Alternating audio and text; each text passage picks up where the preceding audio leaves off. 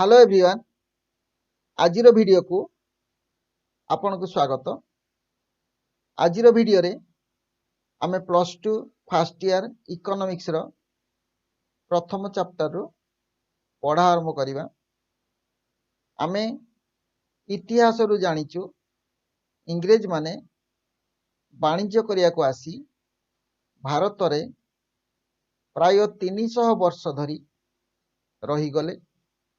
1757 मसीह इंग्रेज सरकार को अधीन रे भारत शासनाधीन हैला एवं प्राय 190 वर्ष दुई शताब्दी धरी इंग्रेज सरकार को अधीन रे भारत शासित होइतिला। इतिहास रे हम जानी पारे जे ब्रिटिश शासन पूर्व ए देश एक स्वयं पुष्ट और समृद्ध राष्ट्र गौरव अर्जन करथिला। आउ देश रे कृषि और शिल्प मध्य रे समतुलता थिला। उन्नत सामाजिक और अर्थनैतिक जीवन यापन करुथिले समस्त भारतीय। कृषि पारंपरिक और उन्नत होइतिले मध्य लोकंकर जीवन धारण मान उन्नत थिला।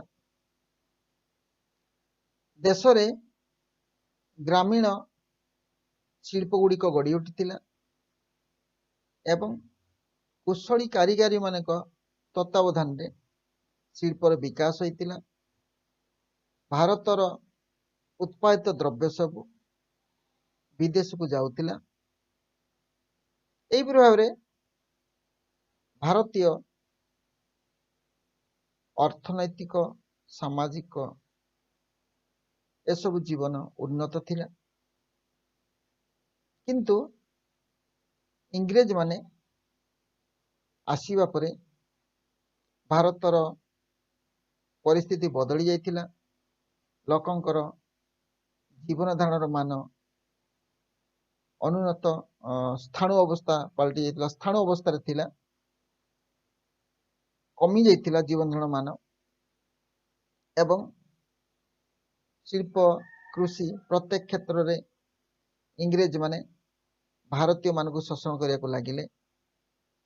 भारत रे थिबा हस्तशिल्प, कुटीर शिल्प, छोट छोट कारीगरी जहाँ भी थिले सबु लोप पाइला। आउ भारत केवल रहिला एक कंचामाल रप्तानीकारी देश। भारत रु कंचामाल इंग्लैंड को जीव एवं सेठारे द्रव्य उत्पादन है भारत रे आसी बिक्री हेबो। अर्थात भारतीय शिल्प संस्था सब बंद ही गला। भारतीय द्रव्य भारत रे आ मिलला नहीं। तेणु बाध्य लोक माने विदेशी द्रव्य पर निर्भर कले। ताले दुई प्रकार शोषण कले इंग्रेज माने। गोटे पटे भारतर शिल्प को नष्ट करदेले, भारत रु सब कंचामाल नहीं गले एवं सेही कंचामाल रे विभिन्न प्रकार द्रव्य उत्पादन करी पुणी भारतीय बजार ताको विक्रय कले। तेणु भारतीय मानकर अर्थनैतिक जीवन म्रियमाण हो गला। अर्थनैतिक जीवन विपदपूर्ण है। लोकंकर अवस्था आहुरी शोचनीय हो पड़ा। इंग्रेज मानक परे परे आसीथिले फरासी आसथिले, पोर्तुगीज आसथिले, समस्ते भारत सहित वाणिज्य करने पे आसथिले। किंतु प्रतियोगिता भितरे इंग्रेज माने ही समस्त को पराजित करी भारत ऊपर अधिकार करी बसिले। इंग्रेज मानकर दीर्घ 200 वर्षर शासन भारतीय अर्थनीति पाई महंगा थिला। एही समय मध्य भारतीय अर्थव्यवस्थार मौलिक वैशिष्ट्य गुड़िक विशेष प्रभावित होइतिला। शोषण मनोभाव, संबलर स्थानांतर, देशर विभक्तिकरण भारतीय अर्थव्यवस्था को एक अनुन्नत अर्थव्यवस्था कर देथिला। बर्तमान देखिबा स्वाधीनता समय भारतर अर्थनैतिक स्थिति कौन थिला? जेतेले भारत स्वाधीन होला भारतर अर्थनैतिक स्थिति कौन थिला?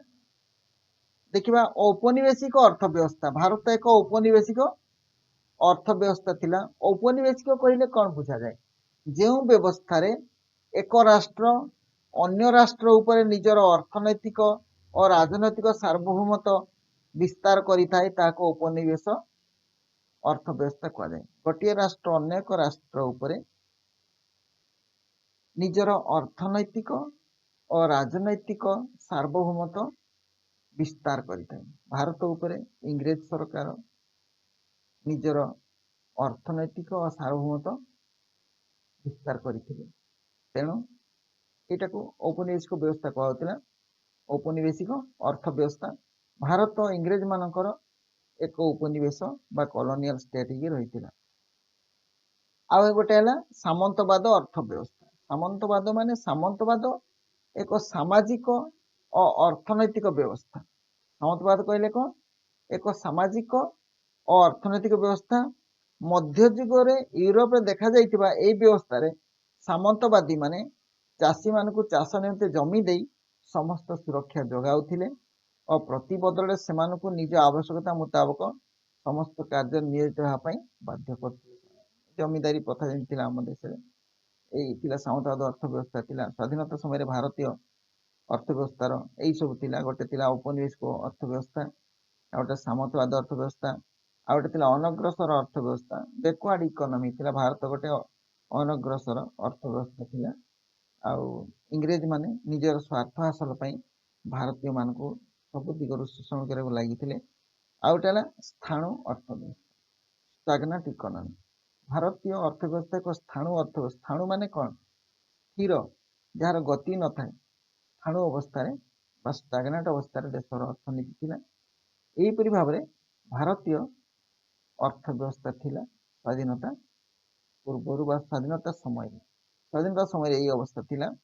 ताले भारत स्वाधीनता पाइला के 1947 अगस्त 15 यही स्वाधीनता पाइबार गला केते 70 वर्ष 74 वर्ष ना एतर 74तम स्वाधीनता दिवस पालन करा 74 वर्ष हो गला। एवं यही 74 वर्ष भितर भारत रे कौन कौन सब परिवर्तन है आम सब देखा। ताले आजिर विषय वस्तु हूँ कौन basic characteristics of contemporary Indian economy. Odia रे सांप्रतिक भारतीय अर्थव्यवस्थार मौलिक वैशिष्ट्य यही विषय आज हम पढ़िए। फास्ट आम इंट्रोडक्शन पढ़िले आपण माने जी जे क्लास करूचंती बा करिवे समस्ते आसी मस्त जोड़ी ही जातु। आगु को पढ़ा इंटरेस्टिंग हेबार अछि। आपण ने आसंतु जोड़ी होंतु एवं जो माने पारुचंती कमेंट्स करंतु। कमेंट्स माध्यम जनातु मु जानिबी आपण प्रेजेंट अछंती बोली।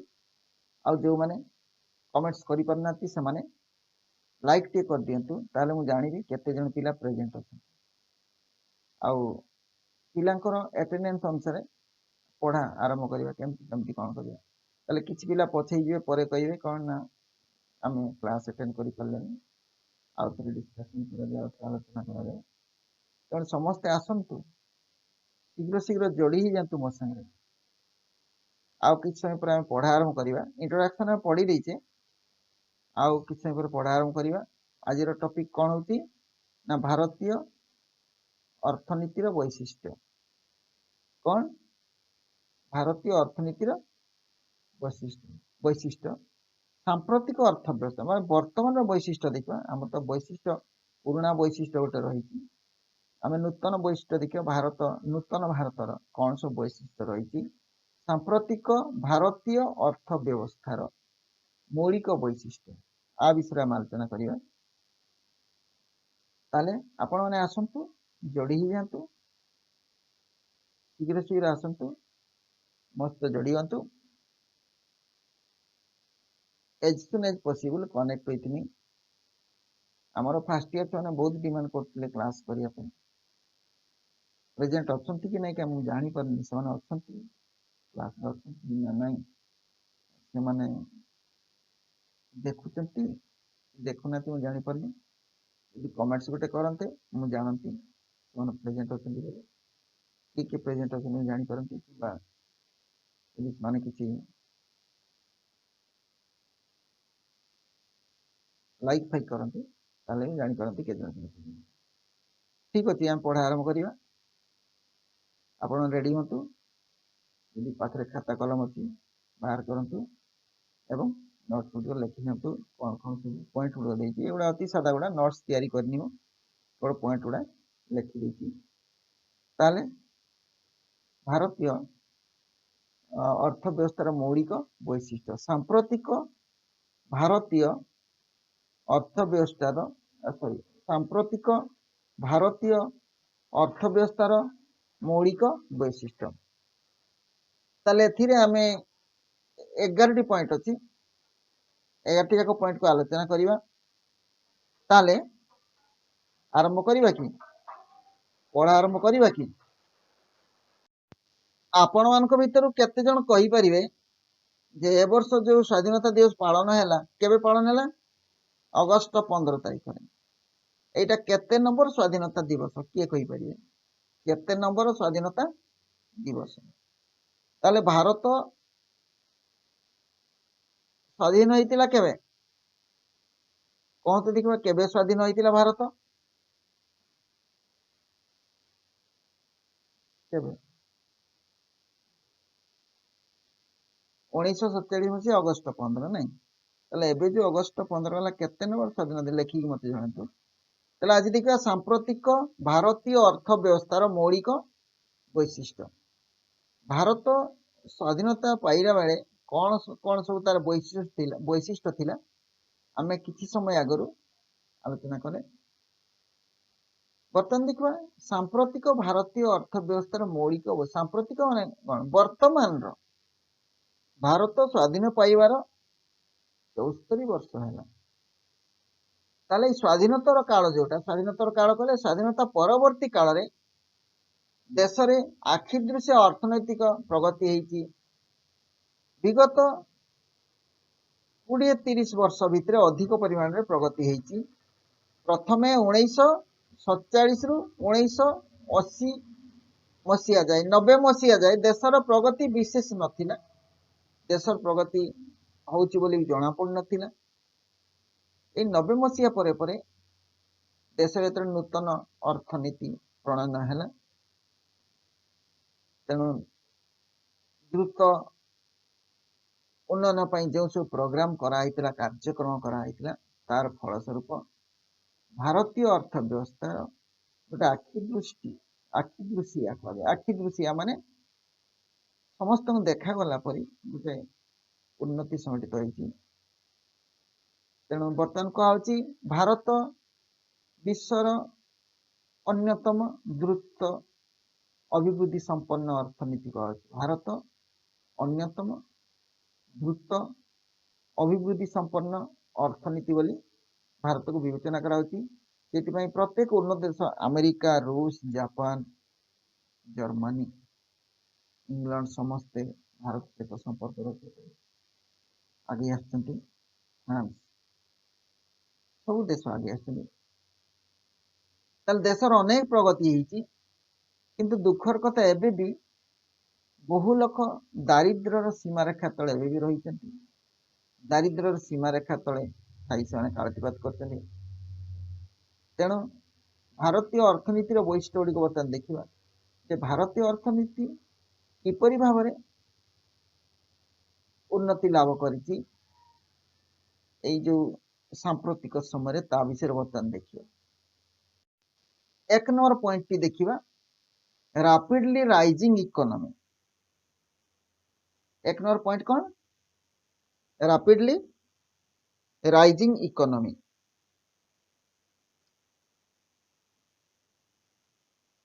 अर्थात द्रुत अभिवृद्धि करुवा अर्थव्यवस्था द्रुत अभिवृद्धि करुवा अर्थव्यवस्था या कहा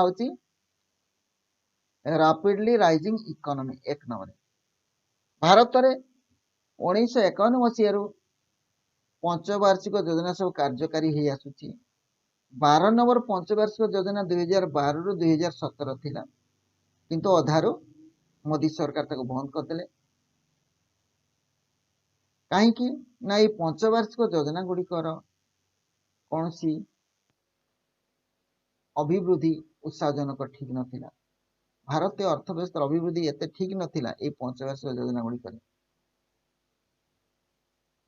ताले ए जो डेभलप होतला 1951 रु 1980 मसिया मध्यरे देशर हाराहारी अभिवृद्धि हार होइतिला मोट उत्पादर मोट घरोई उत्पादर 3.7%।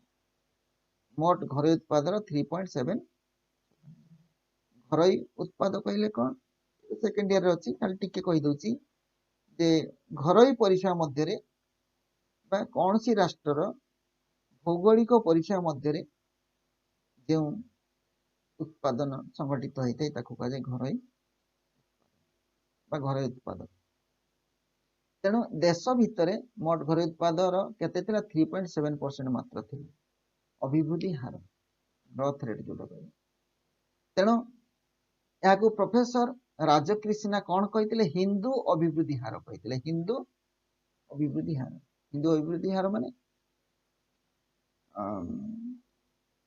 हिंदू अभिवृद्धि गोटे से ना देइथिले हिंदू मानकर जो ग्रोथ रेट हिंदू मानकर अभिवृद्धि रेट तेणु कहते हिंदू अभिवृद्धि हार कहते 1980 मसीहा पर देशर हाराहारी वार्षिक अभिवृद्धि हार मोट घर उत्पादर प्राय 6%। 80 पर 6.7% आसिला नवम और दशम पंचवार्षिक योजना समय माने 2000 रु 2012 अभिवृद्धि हार अनेक परिमाण बढ़ी उत्साहजनक वृद्धि पाई आ मोट घर उत्पादर पाखापाखि 8% अभिवृद्धि हार होता है। एकादश पंचवार्षिक योजना काल रे यार ह्रास एकादश 2007 रु 2007 2012 द्वादश पंचवार्षिक योजना रे पुणी अभिवृद्धि बढ़ी भारत विश्वर एक द्रुततम अभिवृद्धि संपन्न राष्ट्र बोली मान्यता पाइला एवं सारा विश्व में भारत को समस्त मानिले जे भारत में अभिवृद्धि हार उत्साह बुझी तो ताले एक नंबर पॉइंट कौन देखले द्रुत अभिवृद्धि करुवा अर्थव्यवस्था बा रैपिडली राइजिंग इकोनॉमी ताले सांप्रतिक भारतीय अर्थव्यवस्थार मौलिक वैशिष्ट्यर प्रथम वैशिष्ट्य है द्रुत अभिवृद्धि करुवा अर्थव्यवस्था बा रैपिडली राइजिंग इकोनॉमी बुझीगला।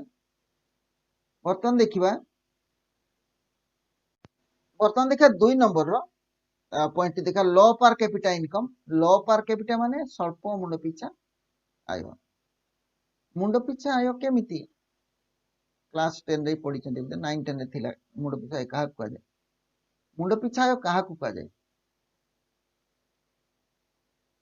देशर जातीय आय को मोट जनसंख्या द्वारा भाग कले जहाँ मिले ताहला मुंड पिछा मने कर देशर मुंड पिछा 100 टंका देशर सॉरी देशर जातीय आय 100 टंका फॉर एग्जांपल आम देखा देशर जातीय 100 मन कर 100 टंका खाली 100 देशर जातीय आय 100 एवं जनसंख्या है केते मन कर 50 जनसंख्या केते 50 ताले मुंड पिछा केते पड़ला 100 हरण 50 100 है मोट जातीय आय जनसंख्या है 50 तेणु 100 हरण 50 मान केते 2 मुंड पिछा केते 2 एई टाइप अर्थात जनसंख्या जेते बढ़ियो मुंड पिछा जातीय सेते ह्रास पाइबा ताले मुंड पिछा आय वृद्धि सहित अर्थनीतिज्ञ माने अर्थशास्त्री माने लोक कल्याण रे घटुवा प्रगति को जोड़ी था यदि मुंड पिछा आय अधिका हुए लोकंकर अधिक कल्याण होची बोली अर्थशास्त्री माने कहंती ताले एटा जन कल्याण रे घटुवा प्रगतिर परिमाणात्मक सूचक भाव रे ग्रहण करथां विश्व उन्नयन रिपोर्ट बा वर्ल्ड डेवलपमेंट ऑर्गेनाइजेशन तार रिपोर्ट देछि 2015 अनुसार ଭାରତର ମୁଣ୍ଡ ପିଛା ଆୟ 2013 ମସିହାରେ ଥିଲା $5,418। କେତେ 2015 ମସିହାରେ ରିପୋର୍ଟଟା ବାହାରିଥିଲା ଏବଂ 2013 ମସିହାର ମୁଣ୍ଡ ପିଛା ଆୟ କେତେ ଥିଲା $5,418।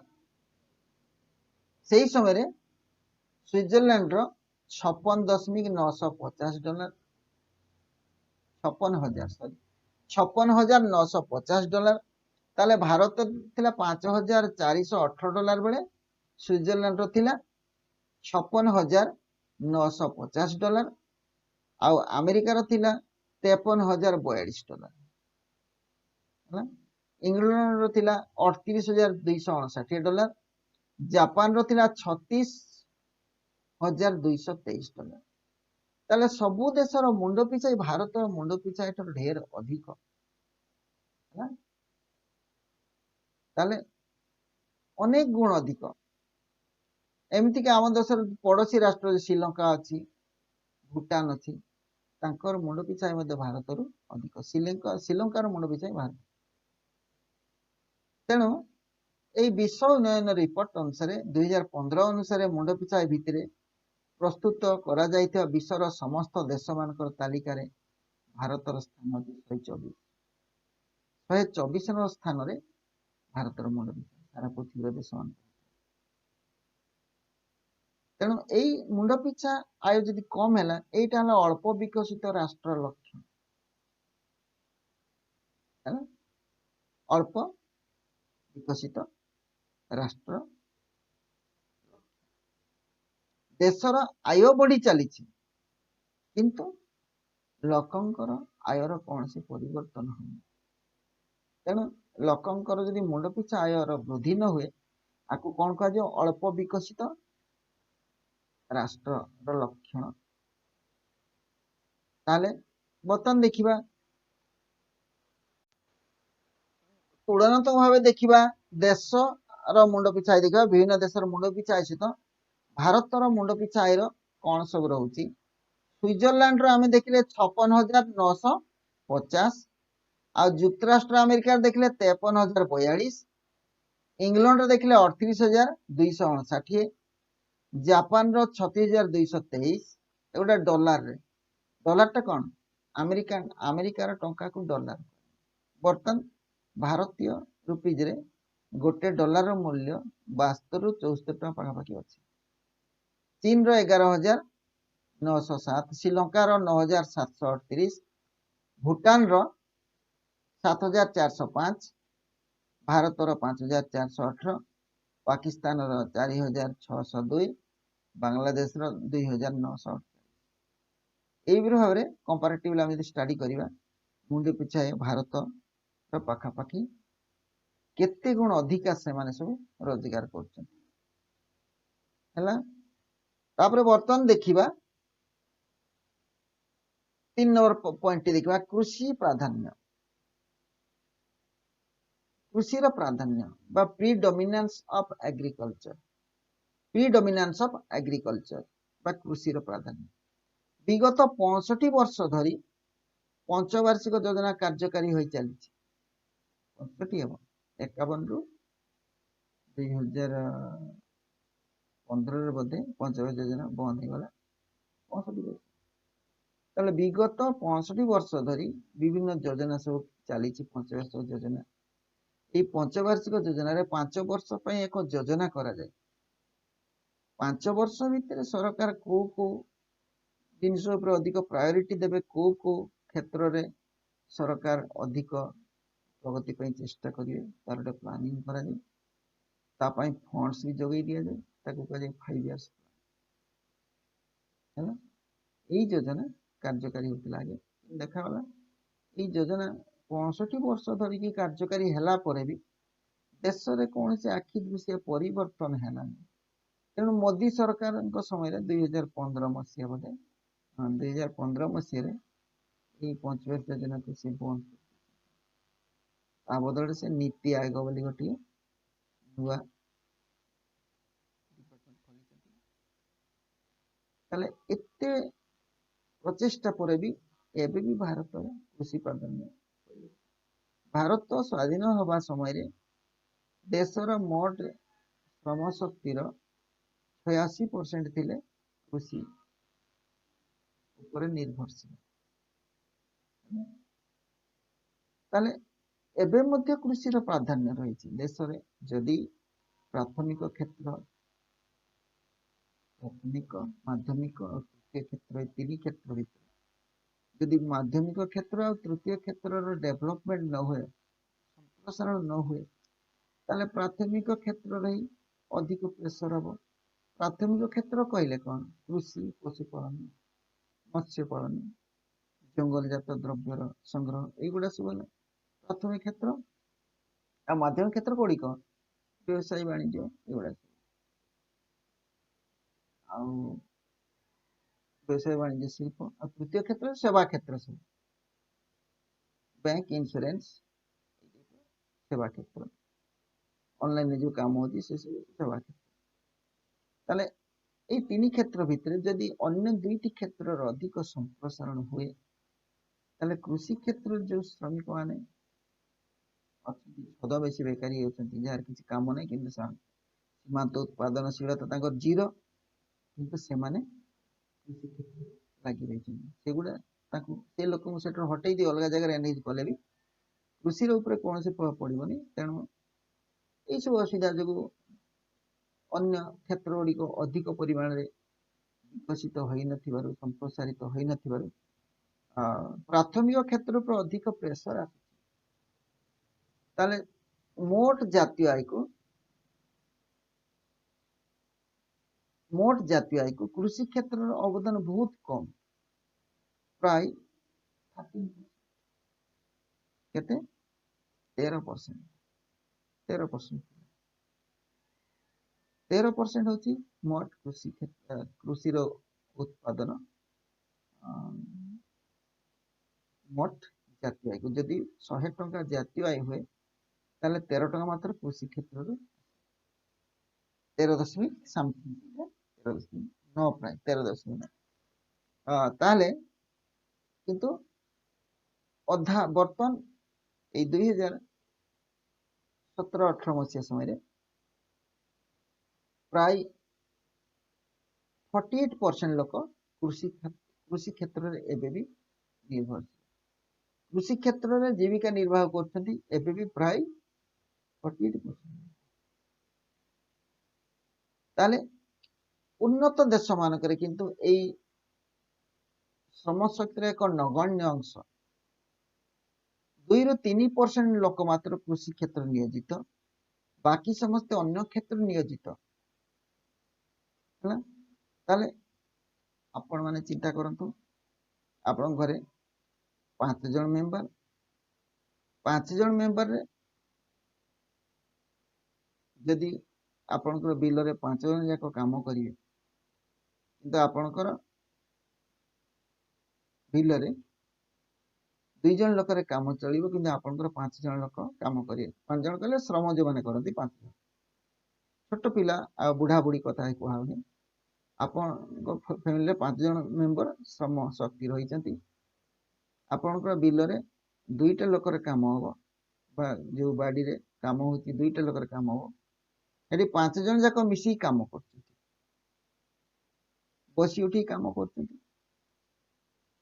किंतु जदि 2टा लोकर काम सेटा से 3 जन को बाकी अलग जगह नहीं कि एनगेज कराते ये जो 2टा लोकर काम से 2 जन करते आ 3 जन बाहर जाके एनगेज होते ताले घर को अधिक इनकम आसंता कि नहीं तेणु यही जिनटा हो पाने जो बाहर 3 जन काम करेंगे कौन काम करेंगे से परी कार्यर कौन सी स्कोप भी नहीं तेणु समस्ते कृषि क्षेत्र पर निर्भरशील कौन माने पाठ साठ पढ़ुंट आ जी भल पाठ न पढ़े बापा कौन कहते हाँ पढ़ू पढ़ू जदि पाठ न पढ़ू बिल खटो घरे ये डायलॉगटा समस्ते मारती बापा माँ नहीं जदि पाठ न पढ़ू बिल खटो कृषि तो हम गुरुत्व देवा पड़ो किंतु जेतिकी परिमाण लोक दरकार सेतिकी से एनगेज हवा दरकार बाकी अलग लोक मैंने अलग जगह एनगेज हवा दरकार हाँ कि ना बुझी होची ना। बर्तमान बर्तमान 4 नंबर पॉइंट देखिए 4 नंबर पॉइंट होची हेवी पॉपुलेशन प्रेशर भारतीय अर्थनीति उपरे आ गोटे असुविधा कौन जनसंख्यार प्रबल चाप हेवी पॉपुलेशन प्रेशर बा जनसंख्यार प्रबल चाप ताले भारत एक जनबहुल राष्ट्र आम जाचु विश्वर द्वितीय जनबहुल राष्ट्र है 2011 मसीहा जनगणना लास्ट जनगणना थिला केते जनसंख्या थिला केते जनसंख्या थिला 2011 मसीहा भारत जनसंख्या केते थिला केते कोटी किए कहि परिबो कमेंट्स माध्यम रे शीघ्र जणाओ जे 2011 मसीहा भारत मोट जनसंख्या केते थिला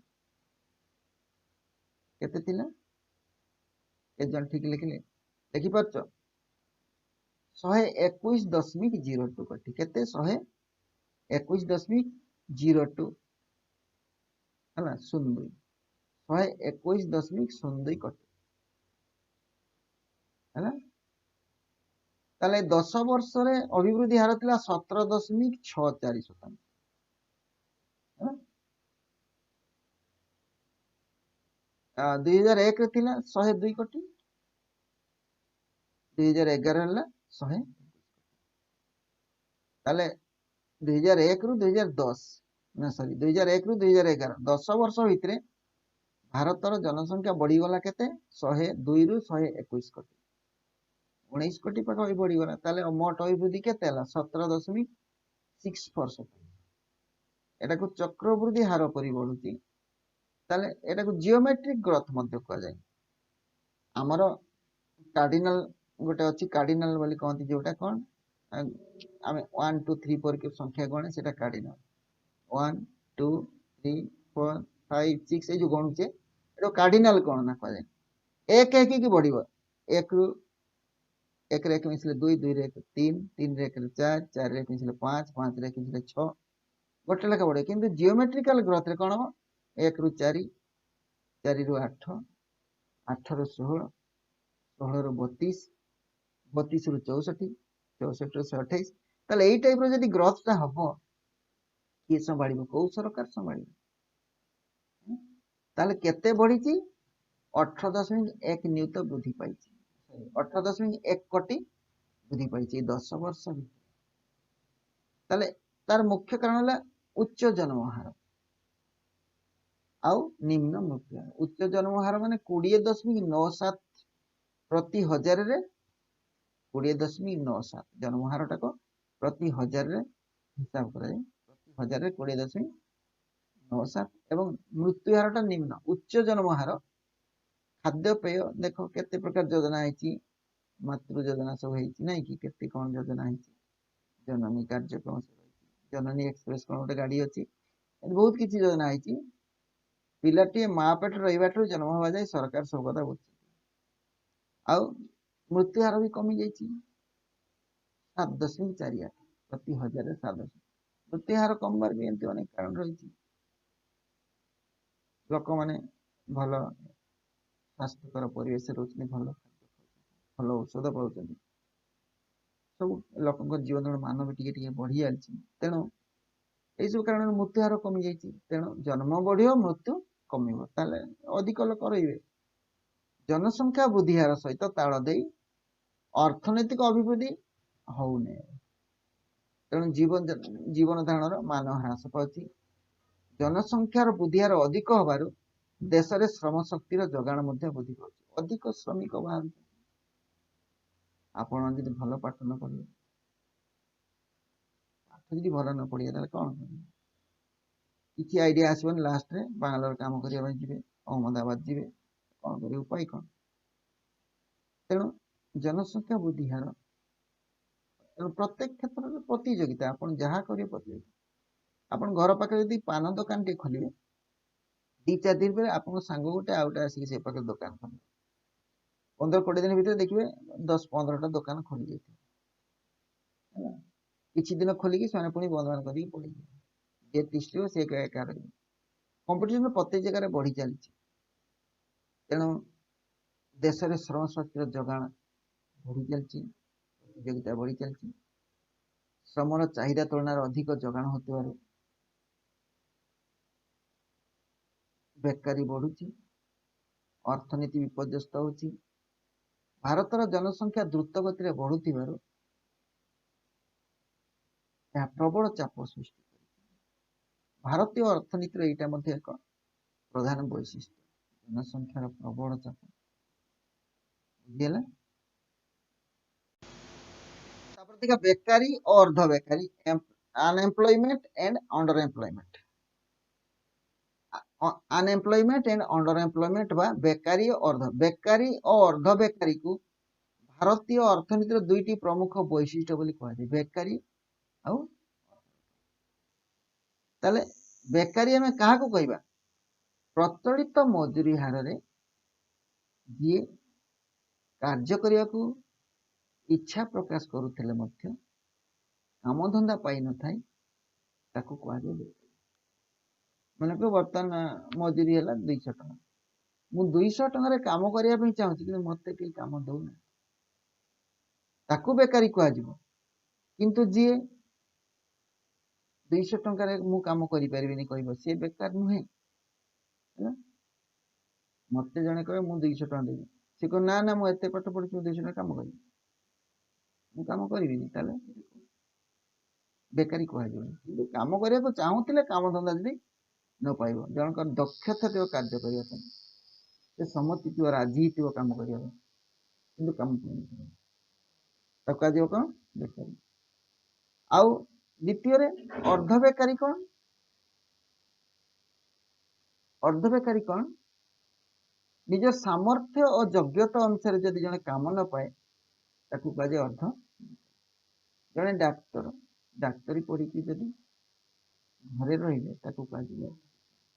କିମ୍ବା ଡାକ୍ତରୀ ପଢିକି ସେ ଟିଚର କାମ କଲେ କି ଅଲଗା କିଛି କାମ କଲେ, ଜଣେ ଇଞ୍ଜିନିୟର ପଢିକି ଟିଚର କାମ କଲେ, ତାଙ୍କର କାମ କଣ? ଇଞ୍ଜିନିୟର, ସେ ଟିଚର କାମ କଲେ, ତାହେଲେ ତାଙ୍କର ଯୋଗ୍ୟତା ଅନୁସାରେ କାମ ପାଇଲେନି, ତାଙ୍କୁ ଅଲଗା ଜିନିଷ କାମ କରିବାର ଅଛି କିନ୍ତୁ ସେଇ କାମ ପାଉନି, ଯୋଗ୍ୟତା ଅନୁସାରେ ବା ସାମର୍ଥ୍ୟ ଅନୁସାରେ କାମ ନ ପାଇଲେ ତାକୁ ଅର୍ଦ୍ଧ ବେକାରୀ। ଭାରତରେ ଲୋକ ସଂଖ୍ୟା ବୃଦ୍ଧି ଅନୁସାରେ ଆଉ ନିଯୁକ୍ତି ସଂଖ୍ୟା କମ୍, ତେଣୁ ସମସ୍ତଙ୍କୁ କାମ ଯୋଗାଇବା ସମ୍ଭବ ନୁହେଁ। ପୁଞ୍ଜିର ଅଭାବ ଯୋଗୁଁ ଭାରତରେ ଶିଳ୍ପାୟନ କମି ଯାଉଛି, ଶ୍ରମିକ କର୍ମ ନିଯୁକ୍ତି ହୋଇପାରୁନାହିଁ, ଆଉ କୃଷି କ୍ଷେତ୍ରରେ ଅଧିକ ଲୋକ ନିୟୋଜିତ ହେଉଛନ୍ତି, ତେଣୁ କୃଷି କ୍ଷେତ୍ରରେ ଉତ୍ପାଦନଶୀଳତା କମି ଯାଉଛି, ସୀମାନ୍ତ ଉତ୍ପାଦନଶୀଳତା କମି ଯାଉଛି, ତେଣୁ ଅର୍ଦ୍ଧ ବେକାରୀ ଆଉ ଛଦ୍ମବେଶୀ ବେକାରୀ ଦେଖା। ଛଦ୍ମବେଶୀ ବେକାରୀ କଣ? ଯେଉଁମାନେ କାର୍ଯ୍ୟ କରୁଥିବା ପରି ଜଣା ପଡୁଥିଲେ ମଧ୍ୟ ପ୍ରକୃତିରେ ସେମାନଙ୍କର ସୀମାନ୍ତ ଉତ୍ପାଦନଶୀଳତା ଶୂନ୍ୟ ହେଇଥାଏ, ତାକୁ କୁହାଯାଏ ଛଦ୍ମବେଶୀ ବେକାରୀ ବା ତାକୁ ଲୁକାୟିତ ବେକାରୀ ମଧ୍ୟ। ବୁଝିପାରିଲେ କଣ କହିଲେ? ଯେଉଁମାନେ କାର୍ଯ୍ୟ କରୁଥିବା ପରି ଜଣା ପଡୁଥିଲେ ପ୍ରକୃତରେ ସେମାନଙ୍କର ସୀମାନ୍ତ ଉତ୍ପାଦନଶୀଳତା ଶୂନ୍ୟ ହୋଇଥାଏ ବା ଜିରୋ ହୋଇଥାଏ, ତାକୁ କୁହାଯାଏ ଛଦ୍ମବେଶୀ ବେକାରୀ ବା ଲୁକାୟିତ। ଯୋଉ କଥା କହିଲି ମୁଁ, 2 ଜଣରେ ଗୋଟେ କାମ ହବ, ବିଲରେ ଧାନ କଟା ହବ, 2 ଜଣ ସେ କାମଟା କରିଦେବେ, ସକାଳୁ ସନ୍ଧ୍ୟା ଲାଗିଲେ 9ଟାରୁ ଲାଗିବେ 4ଟା ବେଳକୁ ସରିଯିବ ଗୋଟେ ବିଲ। ଯଦି 5 ଜଣ ଯାଇକି ଲାଗିବେ, ତାହେଲେ ଏଇ ଯୋଉ 3 ଜଣ ଗଲେ 2 ଜଣଙ୍କ କାମ କରିବେ କଣ? 5 ଜଣ। ତାହେଲେ ଏଇ ଯୋଉ 3 ଜଣ ଗଲେ ତାଙ୍କର ସୀମାନ୍ତ ଉତ୍ପାଦନଶୀଳତା ଶୂନ୍ୟ ବୋଲି, ତାଙ୍କୁ ସେଠାରୁ ହଟେଇ ଦେଲେ କାମଟି ହେଇପାରିବ, ତେଣୁ ଏହାକୁ କୁହାଯାଉଛି, ଏଇ ଯୋଉ 3 ଜଣ ରହିଲେ ୟାକୁ କୁହାଗଲା ଛଦ୍ମବେଶୀ ବେକାରୀ ବା ଲୁକାୟିତ ବେକାରୀ ବା କଣ? ବୁଝିହଉଛି ତ? ଓକେ। ପ୍ରଚ୍ଛନ୍ନ ବେକାରୀ କାହାକୁ କୁହାଯାଏ ମୁଁ ନେକ୍ସଟ କ୍ଲାସରେ ପଚାରିବି, ଦେଖିବା କେତେ ଜଣ କହିପାରୁଛନ୍ତି। ହେଲା ତ? ତାକୁ ମନେ ରଖିଥିବେ ଭଲ ଭାବରେ। ବର୍ତ୍ତମାନ ଦେଖିବା ନମ୍ବର 6ରେ କ୍ୟାପିଟାଲ ଡେଫିସିଏନ୍ସି ବା ପୁଞ୍ଜିର ଅଭାବ। 6 ନମ୍ବରରେ ଲେଖି ରଖନ୍ତୁ ଖାତାରେ, 6 ନମ୍ବର କ୍ୟାପିଟାଲ ଡେଫିସିଏନ୍ସି ବା ପୁଞ୍ଜିର ଅଭାବ, ପୁଞ୍ଜି ଅଭାବ। ତାହେଲେ ପୁଞ୍ଜିର ଅଭାବ ଏହା ମଧ୍ୟ ଏକ ଗୁରୁତ୍ୱପୂର୍ଣ୍ଣ ବୈଶିଷ୍ଟ୍ୟ ଭାରତୀୟ ଅର୍ଥନୀତି। पुंजी गठन केमिति पुंजी केमिति सृष्टि हुए आय आय रागनर नार्स बोली जन अर्थशास्त्री से गोटे देते विशियस सर्कल गोटे देते कौन विशियस सर्कल ऑफ पॉवर्टी गोटे चक्र से विशियस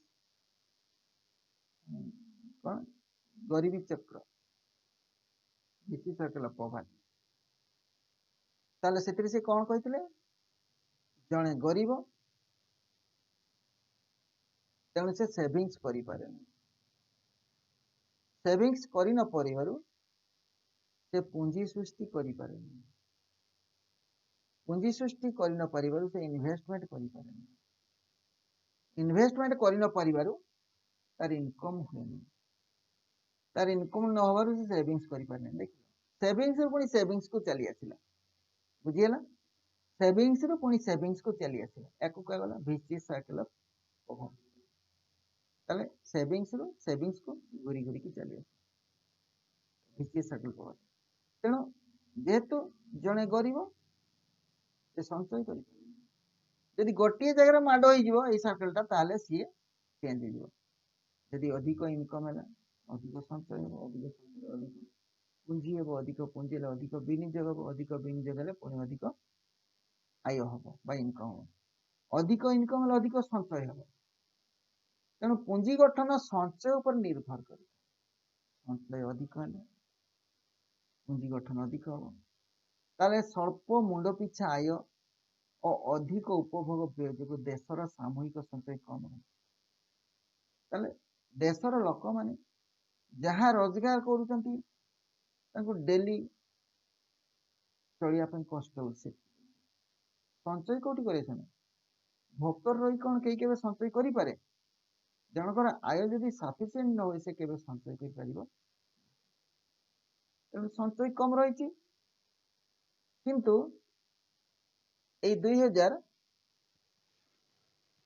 और 5 मसीहा थारु देशर मोट संचय आ मोट पुंजी गठन क्रमागत भाव बढ़ी चलती आगु पुंजी अभाव थिला एबे पुंजी बढ़ी चलती 2013-14 मसीह भारतर मोट पुंजी गठन मोट घरे उत्पादन 34.7% 34.7 एटी गोटे कौन कथा होची जदि अधिका संचय हेले भल नुहे संचयटा मिनिमम 33% पाग रहा दरकार है जदि समस्ते संचय करदे पैसाटा कौन हम कहूँ किए कहीपर जदि समस्ते संचय कर आम खर्च करवा खाली संचय ही करवा कौन हम कौन हम सेटा भी देश क्षतिकारक जदि आम अधिक पैसा संचय करवा ताले खर्च कमी खर्च कमी गले आम जिनिस किणा कमई देले जिनिस यदि आम न किणिले जदि जिनिस बिक्री न हो ताले जो लोक मैंने काम धंदा कर कंपनी मान से कौन दरमा पाइबे छोटे ही कंपनी मालिक बाहर करद कहीं जिनस तो बिक्री होनी कई किणुना तेणु से छटई करदे छटई करदे बेकार आहरी जिन किणी पारे तेणु कंपनी जहाँ भी बिक्री कर बिक्री कर तेणु अधिक संचयटा भल नुहे संचय भी लिमिट रहा दरकार किंतु एबे ठीक समय आ जाइए संचय ठीक चली मोट पुंजी गठन मोट घर उत्पादन 34.7 है तो बुझीगला बर्तमान देखिए low quality of human capital अणकुशली मानव संबल लो क्वालिटी ह्यूमन कैपिटल बा अणकुशली मानव संबल भारतर जनसंख्या पृथ्वी रे द्वितीयतम बृहत राष्ट्र है भारत एक बृहत्तम जनसंख्या होइथिले भी गुणात्मक मान दृष्टि बा उत्पादिका शक्ति दृष्टि भारतीय माने विकसित राष्ट्र लोक मानकर समकक्ष नहंती मानव संबल प्रमुख सूचकांक गुड़िक यथा साक्षरता आयु प्रत्याशा शिशु मृत्यु हार आम देश में कम रही साक्षरता हार कम साक्षरता हार कहले कौन साक्षर क्या कहुए जी लेखि जानी पढ़ी जानी ना कि बुझीपार 4 वर्ष अधिक हो चेंज बोधे साक्षर कह आउ 2011 जनगणना अनुसार आम देशर साक्षरता हार मोट जनसंख्यार 73% 100% हो पारनी 73 समथिंग अच्छी 73% जदि साक्षरता हार ताल अवशिष्ट 27% एक निर्दिष्ट भाषा को लेखि पढ़ी जाना कौन सी एक निर्दिष्ट भाषा ओडिशार लोक जड़े जो ओडिया लेखि पढ़ी न जानला से साक्षर से भाई आम देश में 2012 मसीह आयु प्रत्याशा थिला 67 वर्ष 2012 मसीह आयु प्रत्याशा माने कौन लाइफ एक्सपेक्टेंसी माने बंचिबार संभावना जड़े केते वर्ष बंचिबार संभावना अच्छी ताकू कहा जाउची आयु प्रत्याशा आ प्रति 1000 रे शिशु मृत्यु हार 40 शिशु मृत्यु हार 40 भी बहुत अधिक आउ अणकुशली मानव संबल अर्थनैतिक विकास क्षेत्र में अंतराय यदि कुशली श्रमिक होता द्वारा अर्थनैतिक प्रगति द्रुत गति संभव किंतु जड़े अणकुशली श्रमिक अर्थनैतिक विकास अंतराय आ गए बर्तमान देखा 9 number low level of technology निम्न प्रजुक्ति कौशल स्तर बा निम्न प्रजुक्ति विद्या लो लेवल ऑफ टेक्नोलॉजी निम्न प्रजुक्ति कौशल स्तर भारत में कृषि और शिल्प जो कार्य होउची एबे मध्य से पुराणा कालिया ढांचा चाष एबे भी सही हल लंगल बलद नहीं करा ताले शिल्प और कृषि क्षेत्र जो यंत्रपाति व्यवहार करा खूब निम्न मानर उन्नत देश मानक अत्याधुनिक प्रजुक्ति कौशल प्रयोग हेतु श्रम और श्रमिकर श्रम भूमि उत्पादिका शक्ति स्वल्प विकसित देश मान तुलन में अधिक होता है जेत सब उन्नत राष्ट्र रही उन्नत प्रजुक्ति विद्या प्रयोग कर तेणु श्रम आ भूमि उत्पादिका शक्ति अधिक पूंजी और प्रशिक्षित श्रम शक्तिर अभाव पूंजी एवं प्रशिक्षित श्रम शक्तिर अभाव भारत में उन्नत प्रजुक्ति कौशल प्रयोग बाधा प्राप्त हो निम्न प्रजुक्ति कौशल स्तर भारतीय कृषि उपलब्ध तेणु निम्न हेक्टर पिछा हेक्टर टा के प्राय 2.5 एकर को गोटे श्रमिक पिछा उत्पादन एवं शिल्प उपलब्ध निम्न श्रमिक पिछा उत्पादन कारण श्रमिक उत्पाद पर हेड कम रोचे हेक्टर पिछा उत्पादन कम होची तापरे आ गोटे देखिबा आ गोटे पॉइंट देखिबा केते 10 नंबर रे अनबैलेंस्ड इकोनॉमिक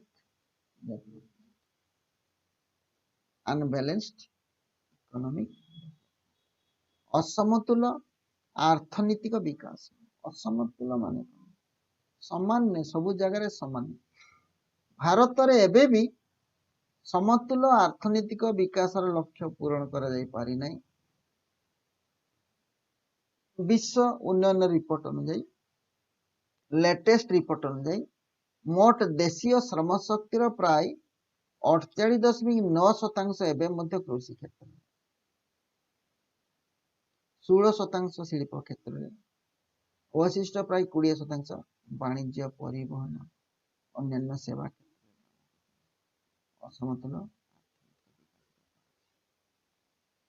एवं अवशिष्ट प्राय 20% वाणिज्य परिवहन अन्य सेवा क्षेत्र निर्भर।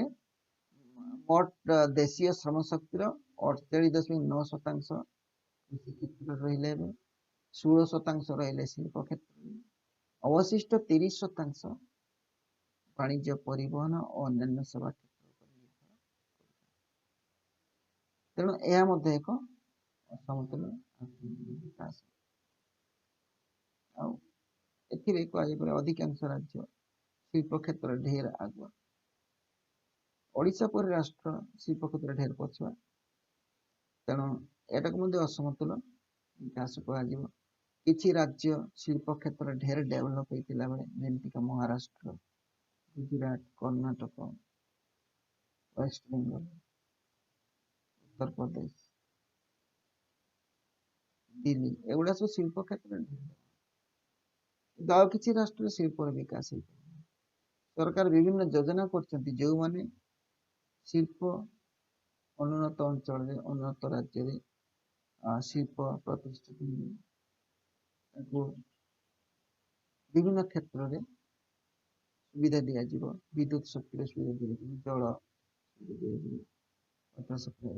परिवहन सुविधा दी, मोटर रेलवे सुविधा कर दि जाए। तथापि लोक मैंने शिल्पपति मैंने अंचल शिल्प प्रतिष्ठा करने आसुना, तेणु किसी राज्य धनी है बेला कि राज्य रोचे असमतुल विकास। 7 नंबर पॉइंट टी देखिबा। 7 नंबर पॉइंट कौन कहूँ, संपद और आय बंटन रे असमानता। संपद और आय बंटन रे असमानता, uneven distribution of wealth and income, uneven distribution of wealth and income। संपद एवं आय, देश रे जो संपद और आयर उत्पादन होची बंटन होची, तार असमता होची भारतीय अर्थव्यवस्था अन्य एक वैशिष्ट्य। देशर आय को देशर उत्पाद को असम भाव में बंटन कर असमता रही।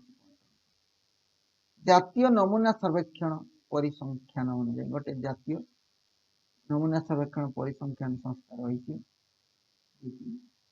Statistics first year economics last आड़ पढ़ा। एबे भी भारत में ग्रामांचल जनसंख्यार निम्न 39% मोट ग्राम्य संपत्तिर मात्र 5% अधिकारी। ग्रामांचल जो 39% लोक रोचती से मात्र 5% संपदर अधिकारी। 39% लोक होती 5% संपत्ति अधिकारी। यही जनसंख्यार ऊर्ध्व 8% मोट ग्राम्य संपत्तिर 40% अधिकारी। ताले 8% लोक 40% संपत्ति अधिकार करते।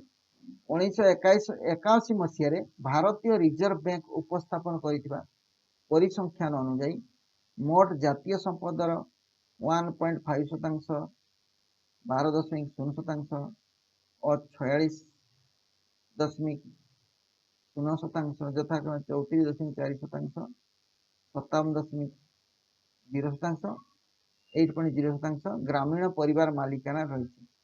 ताले संपदर 1.5% मालिक होती 24.0% लोक,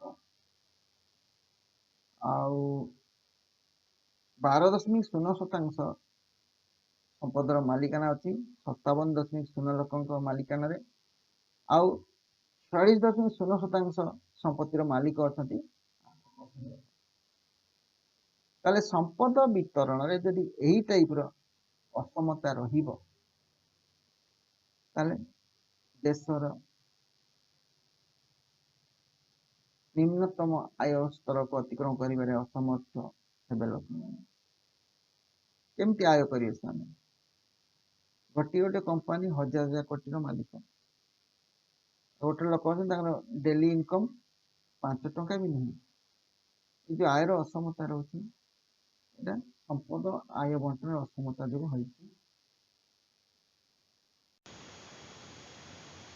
नंबर 11 देखिए डुआलिस्टिक इकोनॉमी डुआलिस्टिक माने कौन द्वैत द्वैत माने दुई प्रकार डुआलिस्टिक माने कौन द्वैत बा दुई प्रकार अर्थव्यवस्था भारत में द्वैत अर्थव्यवस्था द्वैत अर्थव्यवस्था माने कौन द्वैत अर्थव्यवस्था कहले पारंपरिक अर्थव्यवस्था और आधुनिक अर्थव्यवस्थार सहावस्थान गोटे पटे आधुनिक कौन गोटे पटे आधुनिक उत्पादन पद्धति व्यवहार करा अन्य पटे पारंपरिक जदि गोटे पटे हल लंगड़ चली आ गोटे पटे ट्रैक्टर गोटे पटे मेसीन रे धान पिटा गोटे पटे बलद द्वारा धान पिटा ये सब जो दुई प्रकार पुरातन नूतन सहावस्था पुरातन कहले पारंपरिक उत्पादन व्यवस्था आउ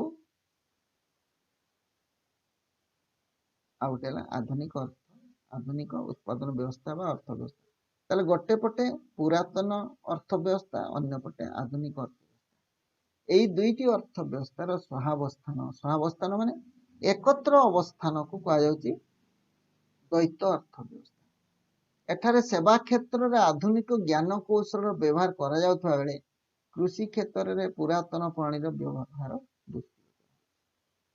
आम देश आधुनिक मुद्रा व्यवस्था और प्रत्यक्ष पण्य विनिमय व्यवस्था मध्य रही आधुनिक मुद्रा साहाय्य किणा बिका कम चलती आ गोटे पटे एवं मफसल अंचल को जातु देखिए सेठी दुकानी पाखक सौदा गोटे गिनारे चाउल गिने नहीं कि आसवे दुकानी को देवे दुकान तार मन इच्छा लुण डाली जहाँ दवा कथा चाउल को अनजात करके देखईदेला चाउल दाम के चाउल दाम अनुसार गिनारे आलू पिज जहाँ ना कथा कि पण्य व्यवस्था कह पण्य पण्य मान कौन द्रव्य द्रव्य बदल में द्रव्यर विनिमय को पण्य विनिमय करे भारत में एबे भी रही गोटे पटे पण्य व्यवस्था मफसल पण्य व्यवस्था रही बेले गोटे पटे रही मुद्रा व्यवस्था सहरांचल आधुनिक जीवन यापन चली शिल्प विकास होती उत्तम शिक्षा स्वास्थ्य व्यवस्था थिला बेले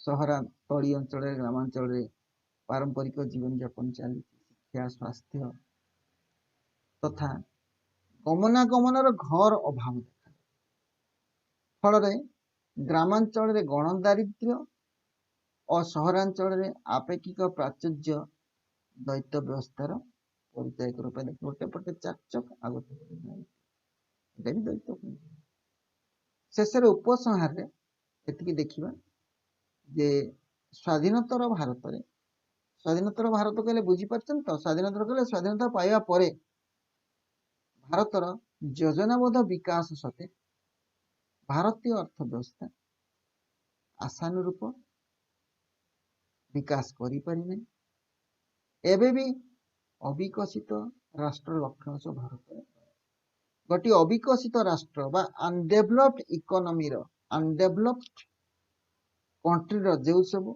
वैशिष्ट्य रहिबा कथा भारत रे एबे भी सही वैशिष्ट्य देखा तेणु यथार्थ कह जाई पारे भारत एबे भी अविकसित अवस्था रही तथापि देशर अनेक प्रगति है देश विकसित नहले मध्य विकास पथर नगले मध्य देशर ग्रोथ बा प्रगति बढ़ी चलती अभिवृद्धि बढ़ी चलती देशर अभिवृद्धि अनेक हे तो विकास हो पारनी किंतु अभिवृद्धि मन रखिए विकास अलग एवं अभिवृद्धि अलग पर जदि के समय हो ए विषय में बुझेदी विकास और अभिवृद्धि विषय आज विषय ये सरी